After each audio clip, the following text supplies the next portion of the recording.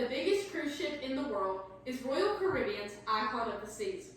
It can hold up to 2,805 crew members and 5,610 passengers. Most cruise ships, due to their immense size, is known as a floating city. This past year, I myself have been on a cruise. Going on a cruise is a little different than going on a normal trip. On a cruise, there are different types of cruise lines, different things to do on a cruise, and places you can go. Now, with this all being said, let's start with the different types of cruise lines. According to Expectation Cruises, there are 54 different cruise lines alone. When combining all the cruise line ships together, you will get to about 500 different ships you could possibly go on.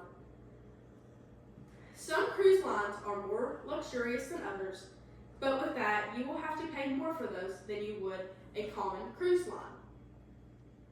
The most luxurious cruise line you can go on is Regent's Seven Seas, according to RSSC's website, which can cost up to $3,699 per person. Some of your more common cruise lines include Carnival, Norwegian, Royal Caribbean, and MSC. It can differ, but for most of those cruise lines, it can cost up to $2,100 per person.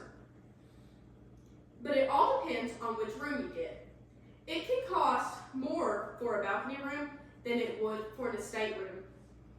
Now that you know a little bit about the different cruise lines, let's talk about the things you can do on the ship. The days that you are stuck on the ship and can't get off, you will be wondering what you can do on the cruise. Many cruise lines have a lot of the same stuff to do on them, some of which are free. Different things you can do include swimming pools, hot tubs, water slides, shows, and much more. Some things you will do, you will have to pay extra for, including spa treatments, different types of classes, and the casino. Since we know about the things to do on a cruise ship, let's talk about the places you can go and what all you can do. When cruising, you need to think about the places you would want to go. You can go anywhere from the Caribbean to Asia. Remember, when going out of the country, you will need to get a passport. If you are wanting to go to the Caribbean, you might want to go on a different cruise line than you would if you were going to Asia. Because different cruise lines go to different places. Granted, some cruise lines will go to both, but most will not.